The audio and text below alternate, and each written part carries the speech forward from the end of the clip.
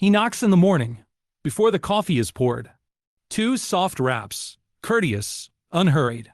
The knock of a man who has done this every working day of his life, and intends to do it every working day of yours. Benjamin Graham gave him the name every market in the world now knows. Mr. Market. Here is the arrangement. You own a share in a private business. It costs you $1,000. Mr. Market is your partner in it, and a very obliging partner. Every morning he tells you what he thinks your share is worth, and on that number makes a sincere offer. To buy you out, or to sell you a little more of the business, at the same figure. Some mornings the number is sensible. It fits the business as you know it. The sales, the debts, the season, and you nod, and he tips his hat. But on many mornings, in Graham's own words, this partner lets his enthusiasm or his fears run away with him, and the value he proposes seems to you a little short of silly. Some days that means a figure no sane buyer would pay, and he offers to pay it. Some days it means his whole half for the price of the furniture, and you can say no. You can say no every morning for a year. He never takes offense, he never stops coming, and nothing he says changes what the shop across the yard actually sells, owes, or earns. The door closes, the shop opens. The knock comes again tomorrow. Graham put him in the book, because he is not imaginary. His slip is printed in the newspaper every day, one line per company, and the door is any door with a stockholder behind it. Live in the parable for one bad morning. The knock comes, the slip changes hands, and the number is about half of what your share cost you. Half. Mr. Market's face is a ruin. He is quite sure the business is dying, and his number says so, and, courteous as ever, he will buy at it, or sell at it. You close the door, and something happens that Graham understood better than anyone. You start to want something you could not have named yesterday. Not money. Relief. The number is in your chest now, and selling would get it out. And under it, a colder thought. He sees every trade in the world. Suppose he knows something. On the table is your own ledger. Sales, steady. Debts, small. The same customers rang the same bell this morning. Nothing in the business changed overnight. Only the man on the doorstep did. And here Graham turns from the story and asks, in his own words, if you are a prudent investor or a sensible businessman, will you let Mr. Market's daily communication determine your view of the value of a $1,000 interest in the enterprise? His answer, only in case you agree with him, or in case you want to trade with him. The rest of the time, Graham writes, you are wiser to form your own idea of what your holdings are worth from the company's own reports. The ledger, not the doorstep. If a partner like that sounds like a cartoon, watch him work. In the late 1960s, two companies sat side by side on the American Stock Exchange list, with names so alike that their ticker symbols, REI and REC, were one letter apart. One was a real estate trust out of New England, run by three trustees, in business for nearly a century, and it had paid its owners a dividend every year since 1889. It grew slowly, borrowed carefully, and, in a line Graham borrows from an old poem, it kept the noiseless tenor of its way. The other was a New York venture, wearing almost the same name. And in 8 years, it had puffed its assets from $6 million to $154 million, with its debts swelling in proportion, by buying whatever glittered. 2 racetracks, 74 movie theaters, 3 literary agencies, a public relations firm, hotels, supermarkets, a stake in a cosmetics company. Graham's word for what it had become is the honest one. Monstrous. Mr. Market met the twins, and fell for the monster. In 1968, he chased its shares from $10 to $37 3/4, while the quiet trust drifted up a few points on volume so thin, it barely made the tape.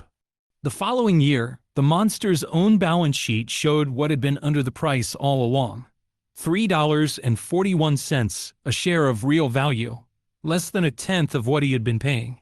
Then 1 year's loss wiped out nearly all of that. The company's own auditors refused to sign its accounts. The exchange suspended the shares, and the last bids came in under $2. The trust, next door, kept the noiseless tenor of its way. Same dividends, same careful books. Side by side on the same page, Mr. Market had priced the empty box at a fortune and walked right past the full one.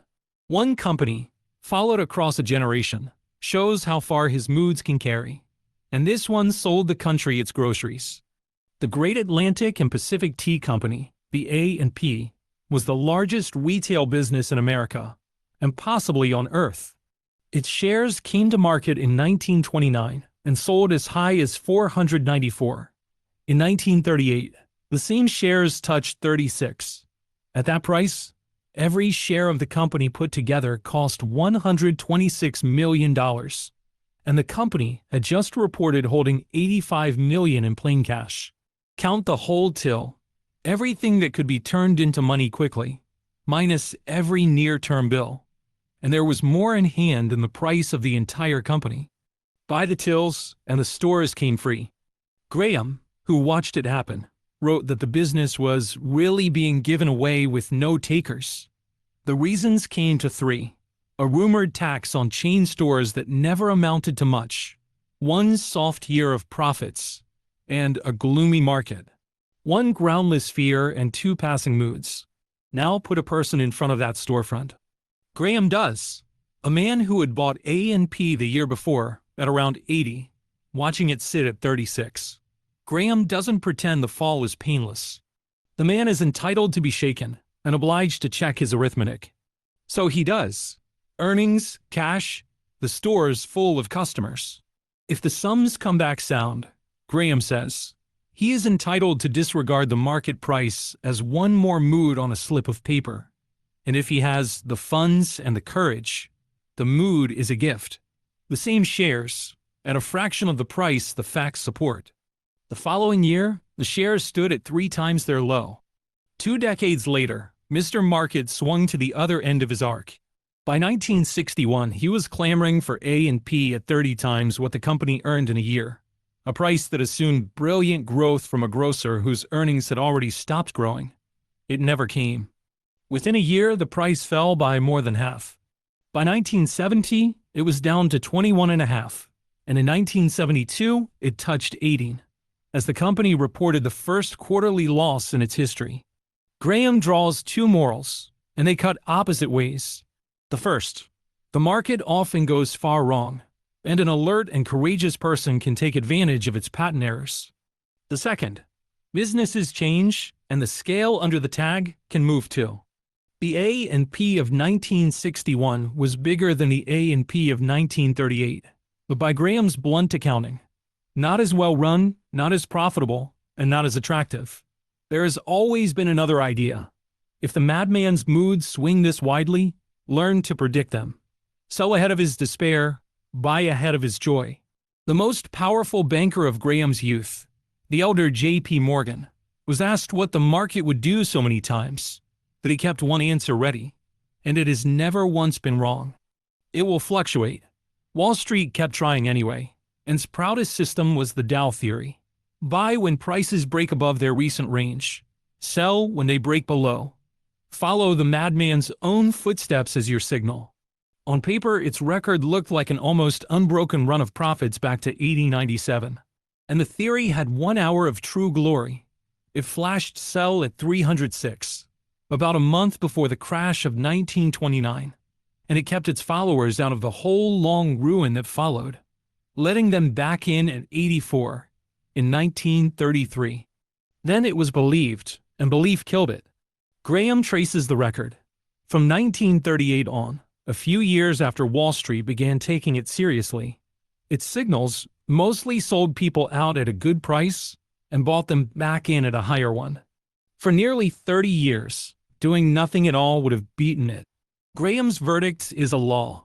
Any approach to making money in the market that can be easily described and followed by a lot of people is, by its very terms, too simple and too easy to last.